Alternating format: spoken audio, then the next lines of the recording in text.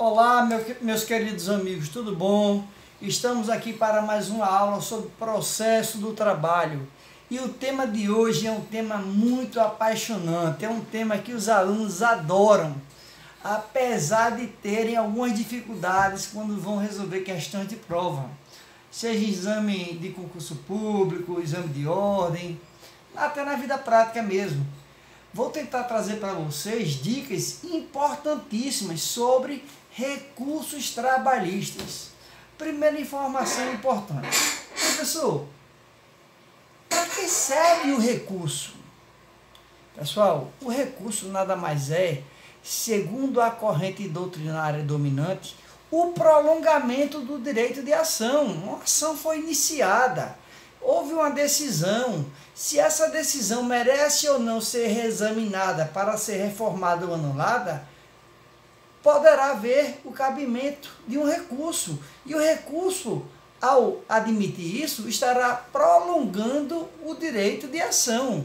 Ok? Então, o artigo 893 da CLT vai nos apresentar de forma taxativa, decorem, taxativa. Eu não posso, como recorrente, eu não posso, como parte, como Ministério Público, como terceiro interessado, criar recursos. Não. Para eu interpor recurso, os recursos são aqueles que estão previstos em lei. Então, há uma taxatividade.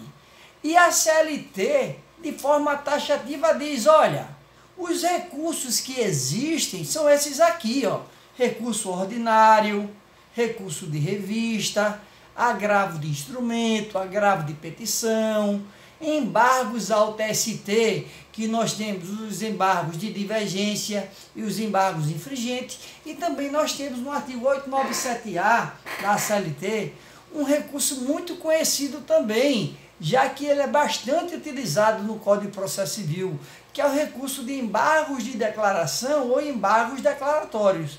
Então, pessoal, existe uma taxatividade.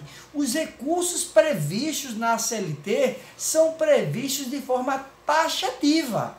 Eu não posso sair criando recursos porque quero e entendo que possa existir um recurso quando não existe. Se eu quiser interpor o recurso tem que estar previsto em lei para determinada situação. Mas, como eu falei para vocês, a finalidade do recurso é o quê?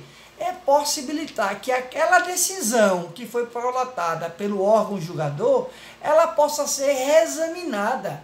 E ao ser reexaminada através da interposição do recurso, aquela decisão ela possa ser anulada ou reformada. Sendo que para que o mérito do recurso interposto, o pedido do recurso interposto, que pode ser um pedido de anulação da decisão recorrida ou de reforma da decisão recorrida, alguns pressupostos recursais deverão estar presentes. Porque para que o recurso venha a ser julgado, seja provido para reformar ou anular uma decisão, os pressupostos recursais obrigatoriamente deverão estar presentes, porque se não estiverem, o recurso nem sequer será conhecido. Então, para que o recurso venha a ser julgado, previamente ele deverá ser o quê? Conhecido. E para ser conhecido, os pressupostos recursais deverão estar presentes. A doutrina classifica os pressupostos recursais em pressupostos recursais intrínsecos ou subjetivos e os pressupostos recursais extrínsecos ou objetivos. Irei iniciar analisando os pressupostos recursais intrínsecos ou subjetivos. O primeiro pressuposto recursal intrínseco, subjetivo, que eu gosto de mencionar, é o cabimento. Qual é o recurso cabível, previsto em lei, adequado em lei para aquela decisão? A lei vai dizer, olha, o recurso cabível, o recurso previsto em lei para esta decisão, para atacar esta decisão, é esse recurso aqui. Por exemplo, é esse recurso ordinário. E para cada decisão, não podemos esquecer, A regra geral é, para cada decisão que você pretenda recorrer, só poderá haver a interposição de um único recurso. Não existirão 2, 3, 4, 5 recursos para aquela mesma decisão, não. Para aquela decisão que se pretenda recorrer, a CLT vai dizer, o recurso cabível é este, o recurso previsto em lei é este, o recurso adequado é este.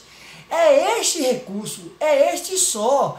É o princípio da unirrecorribilidade recursal, ou como alguns chamam, unicidade recursal. Ou seja, para aquela decisão que eu quero interpor recurso, eu só vou interpor aquele recurso, porque só há aquele recurso.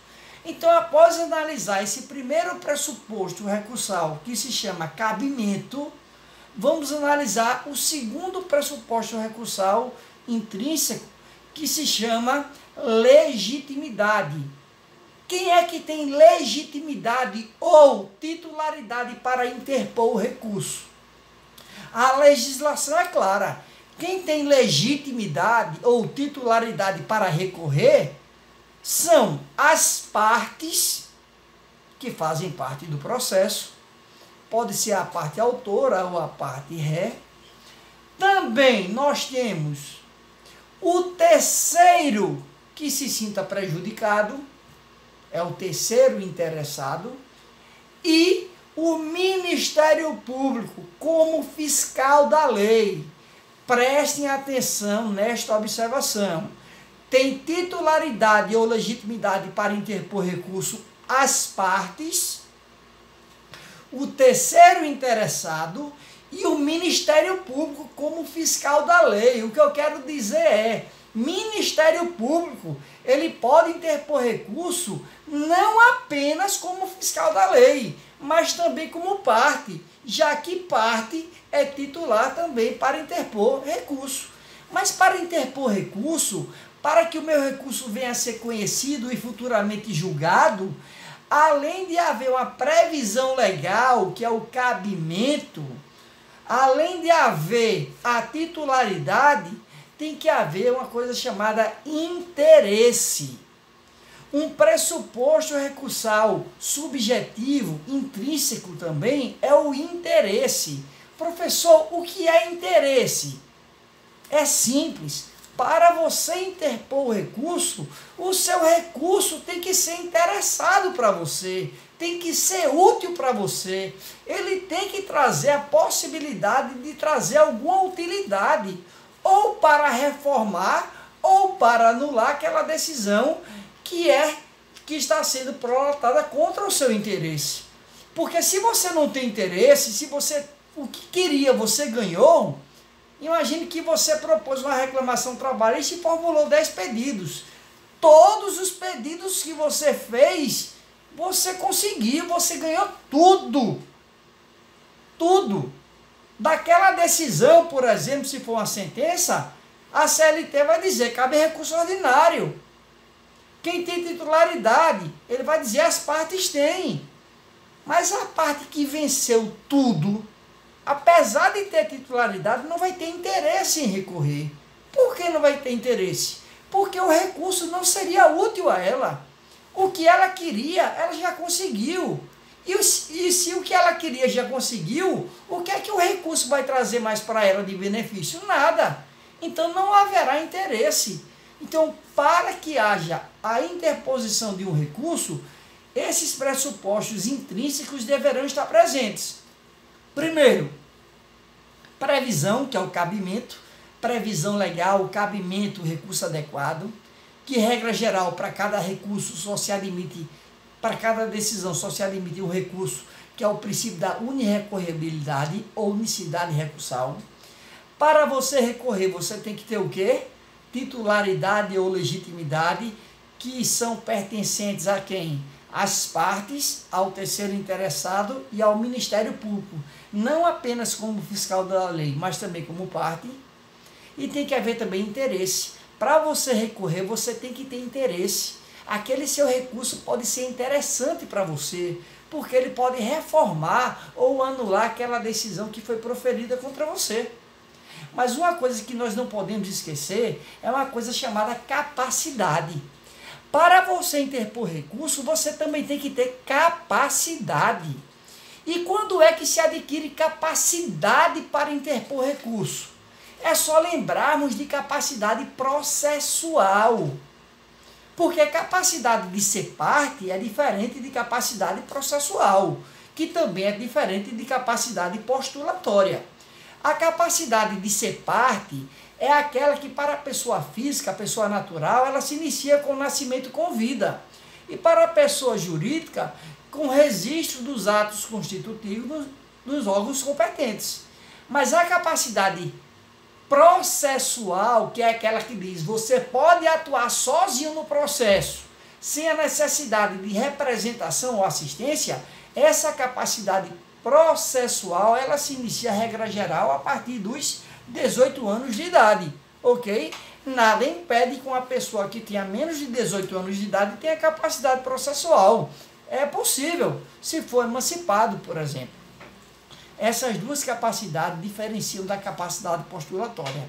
A capacidade postulatória, a capacidade de postular, ela é privativa do advogado.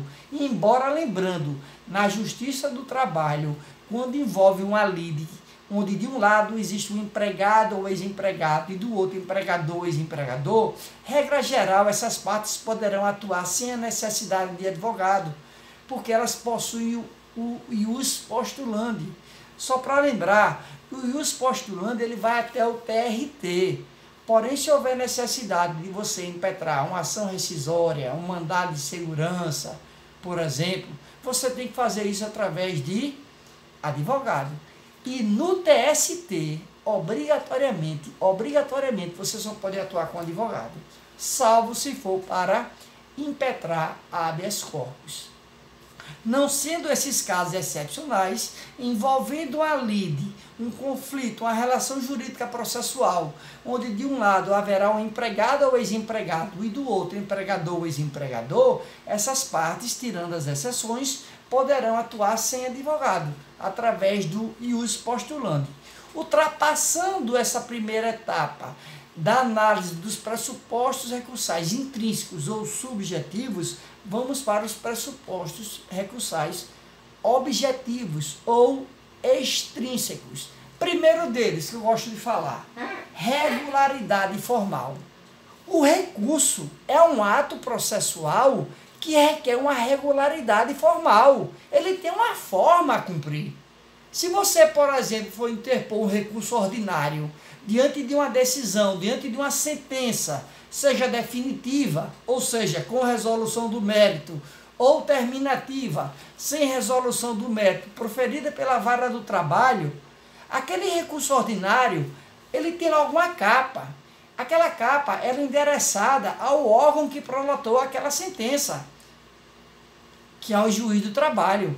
E as demais, eu digo a segunda parte do recurso em diante, que são as razões, as fundamentações, os pedidos formulados no recurso, isso tudo deverá ser analisado pelo órgão hierarquicamente superior, que no caso é o TRT, por exemplo. Então, há esta regularidade formal que tem que haver no recurso. Então, isso é um pressuposto recursal extrínseco. Mas tem um outro que é maravilhoso, é a tempestividade. Professor, o que seria tempestividade? Eu tenho uma dúvida tremenda em entender o que é tempestividade. Não é difícil. Com o novo CPC ficou ainda mais fácil. Vejam bem, só a título de informação. Se você for interpor um recurso no Código de Processo Civil, se você não souber o prazo, chute 15. Porque de todos os recursos que estão previstos no Código de Processo Civil, o único que não terá o prazo de 15 dias é o recurso de embargos de declaração, onde o prazo será de 5 dias. Na CLT, mantendo também a uniformidade de prazo recursal, se você não souber o prazo, chute 8 dias. 8, porque só tem um recurso que não tem prazo de 8 dias na CLT, que também é o recurso de embargos de declaração, onde o prazo será de 5 dias. Lembrando, prazo processual contado em dias se contam em dias úteis, ok? Mas voltando, tempestividade é eu praticar o ato dentro do prazo previsto em lei. Se eu tenho prazo de 8 dias para interpor um recurso e eu recorri depois que o prazo passou, o prazo já passou. Eu perdi o direito de praticar o ato processual de recorrer. Esse meu recurso, ele é o quê? Intempestivo. A intempestividade é você praticar o ato processual depois que o prazo passou. Se você recorreu durante o prazo ou antes do prazo se iniciar, a legislação entende que esse seu recurso é tempestivo. Ele será intempestivo se for recorrido depois que o prazo terminar. Mas, professor, me tira uma dúvida. Eu ouvi falar, ao estudar tempestividade, na situação de feriado local e feriado forense. O senhor poderia me trazer alguma dica sobre isso? Sim, sem problema. Veja bem, se eu tenho um prazo de 8 dias para interpor o meu recurso ordinário, meu último dia é hoje, mas há um feriado local. Se há um feriado local, isso é um dia não útil, eu não posso recorrer. Então, se o último dia for um dia não útil, o último dia para eu recorrer será o próximo dia útil seguinte. Ou seja, imaginemos amanhã. Ao recorrer, eu vou dizer, olha, eu não recorri ontem, que seria o último dia, porque foi um feriado local. Está aqui a comprovação.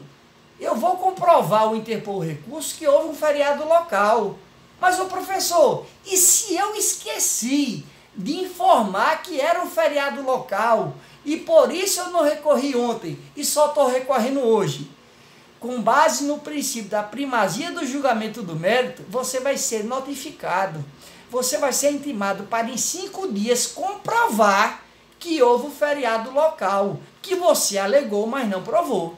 É diferente do feriado forense. Imaginemos que uma determinada localidade houve uma enchente, houve uma paralisação, que o trânsito ficou um caos e ninguém ia para lugar nenhum. Ninguém tinha acesso ao tribunal, ninguém tinha acesso ao fórum, ninguém tinha acesso à vara do trabalho. O tribunal declarou, olha, é feriado forense.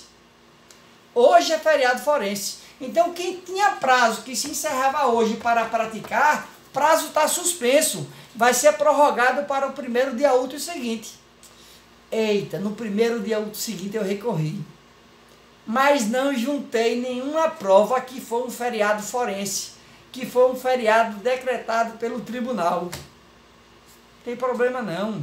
Com base no princípio da primazia do julgamento do mérito, aquele órgão que vai conhecer do recurso, ele vai certificar também que houve um feriado forense.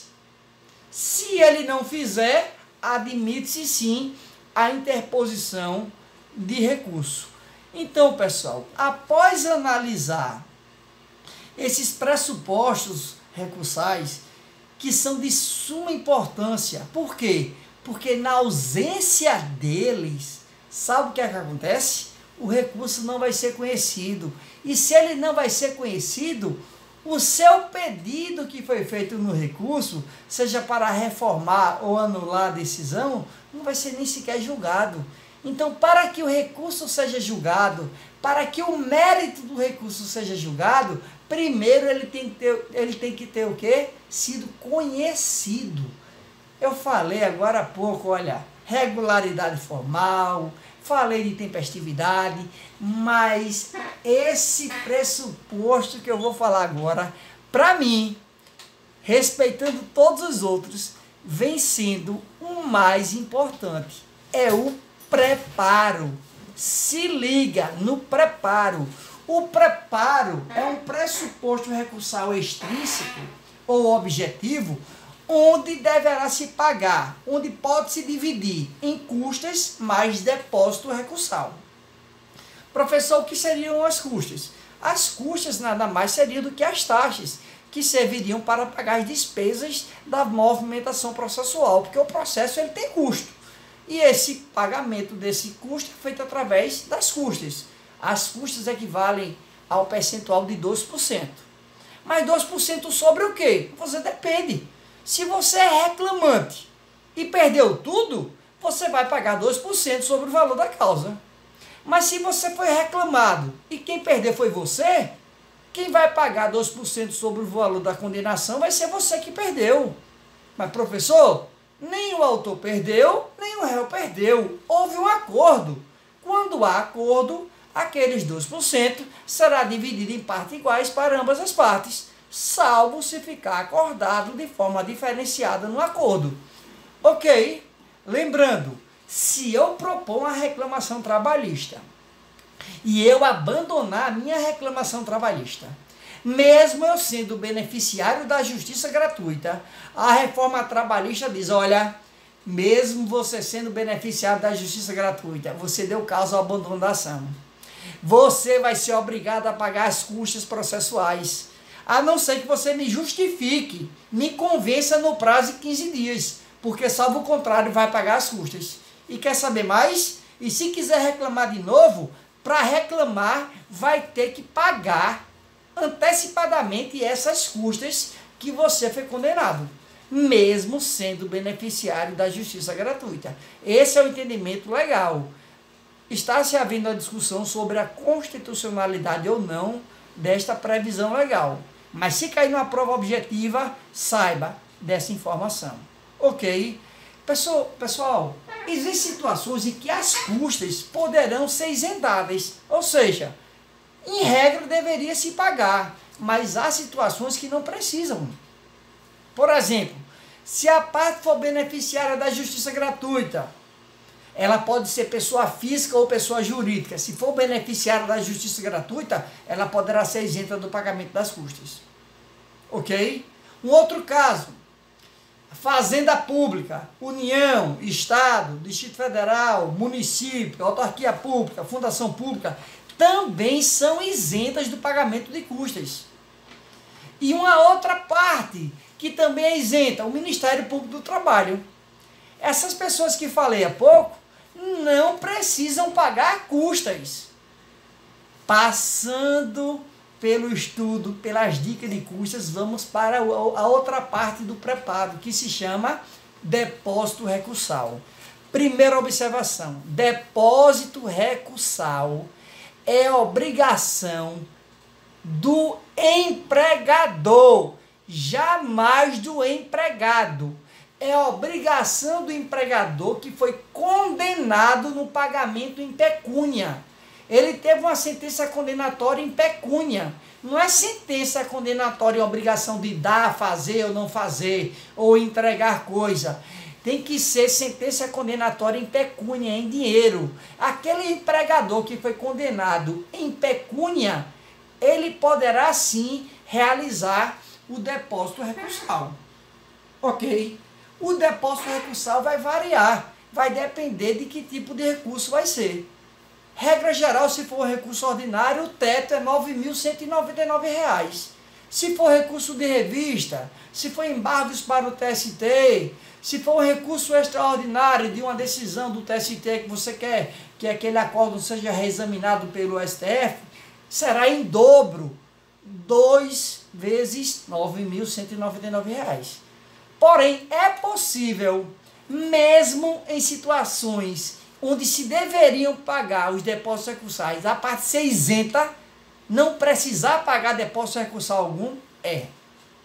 A lei diz, olha só, beneficiário da justiça gratuita, seja pessoa física, seja pessoa jurídica, se for beneficiário da justiça gratuita, poderá sim estar isento do pagamento do depósito recursal.